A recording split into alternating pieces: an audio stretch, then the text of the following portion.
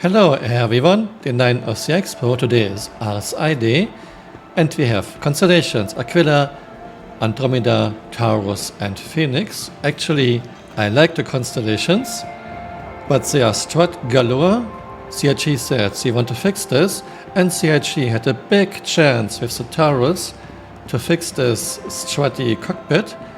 But no, even though Taurus was delayed, I think by 4 or 5 years, CIG didn't fix the cockpit, so I guess we will get less struts in the cockpit in a few years.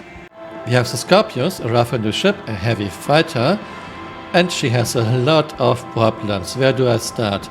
Wingtip guns. I guess because wingtip guns are cool and because Chris wanted his X-Wing in this game.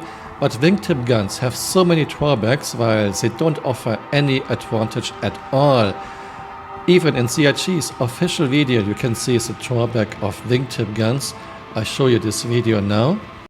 Okay, this is really funny. This shows exactly what's bad with wingtip guns. You can see the turret guns hitting the target, but wingtip guns are mostly just flying left and right of the target because distance is too short and your wingtip guns cannot converge on this target.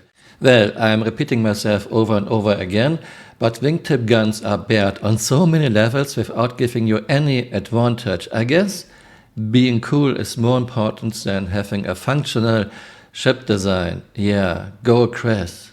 Second problem is the turret on the back. This turret has 4 size 3 guns and it can be moved to a different position here to the rear. There are no in-between positions and this is just a gimmick. You cannot even shoot directly down if the turret is in the rear position. And last problem, only 2 MFDs in the cockpit. You really need at least 3, rather 4. 2 is way too less. CIG's argument was, yeah, we are getting the new HUD. Yeah, one fine day, in like 4 or 5 years, we might get a new HUD. RSI Mantis, this ship can pull other ships out of quantum, and it can prevent other ships to go into quantum. And this is about the best I can say about this ship. The cockpit view is quite nice for an RSI ship. And look at those engines. Someone wanted his Enterprise, I guess. Those engines wouldn't work in space. Ship would just tip over. Vector of thrust is way above center of mass. We have Auroras.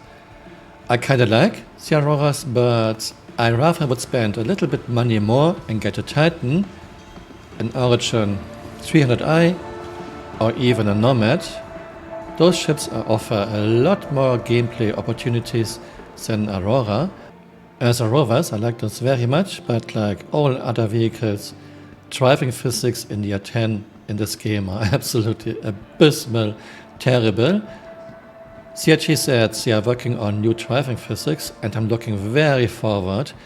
I will take a very close look when we get the new driving physics in game. Apollo, your medical ship. I have no idea why CIG didn't release her when we got medical gameplay. Yes, she has drones. Yes, drones are not in the game after 10 years. I wouldn't be surprised if CIG hasn't even started to work on drones. Still, a lot of other ships have drones, but are in the game. I think she can be a very nice ship. Polaris.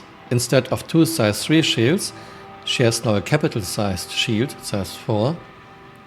And many of us are waiting for this ship for a long time, for many years.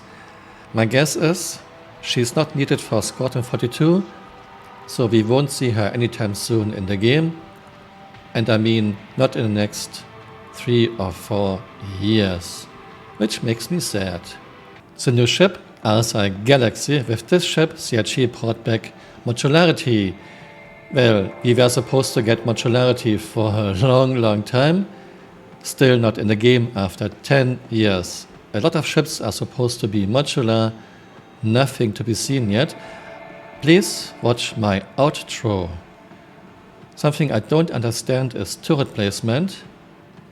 You have 1 at the front, which is nice. You have 2 at the sides. But I don't see any other turrets, and those turrets at the sides cannot fire at a target approaching from this direction.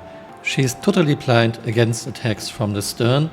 CRG, please reconsider this. This doesn't make any sense unless I missed something. Perseus, I like the ship, I'm looking very forward to the ship.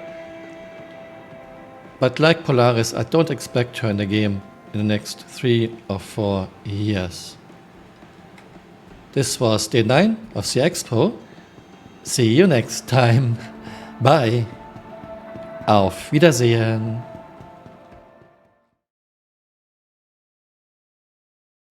Hello everyone. CRG showed us the new ship RSI Galaxy and CRG played the modularity card again. Fine, we all love modularity, however it's not in the game yet, and over the years CRG went away from the concept of modularity. For example, RSI and Inferno, in concept there were differences, number of shield generators, but since introduction those ships are pretty much identical, they just have a different gun, but we cannot change the gun. You have to buy either an Iron, Inferno or both. It would be trivial to let us just change the guns.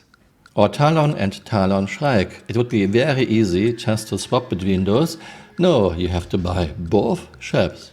I will show you now a video CRG made over 7 years ago about Caterpillar modularity, and I will show you a link to CRG's website about Retaliator modules.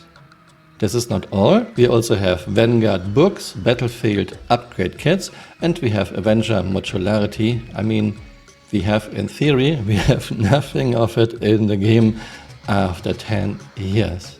Links to CRG's video and CRG's website are in my first pinned comment below. I'm already saying my goodbye. Auf Wiedersehen. We're taking a look at the initial design and layout of the Drake Caterpillar. The Caterpillar is an interesting ship just because it's asymmetrical, it has multiple purposes, multiple uses, and just the modularity alone has been kind of crazy. Mm-hmm. So I'm actually going to take you guys on a journey through the different pieces of this ship.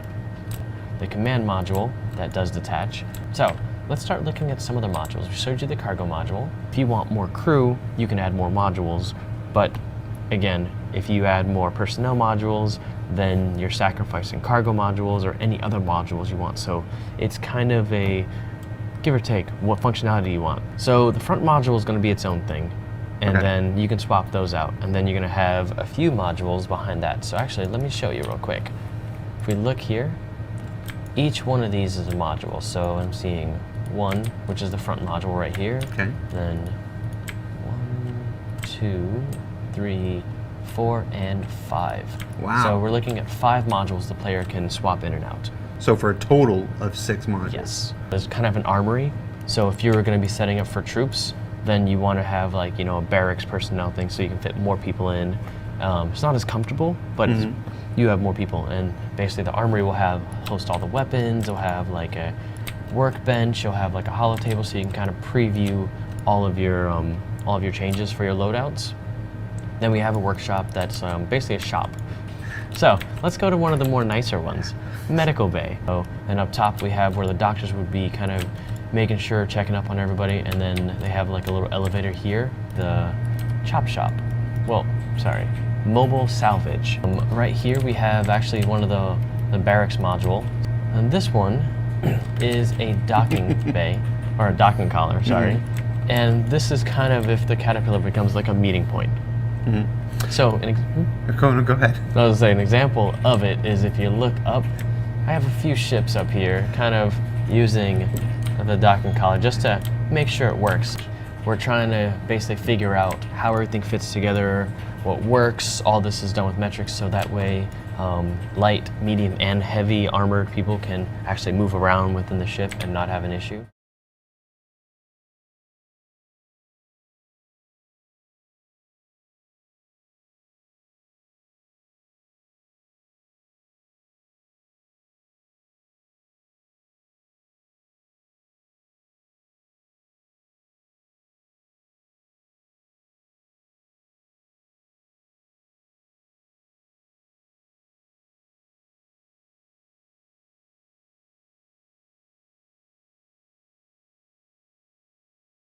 Hey, you're still here.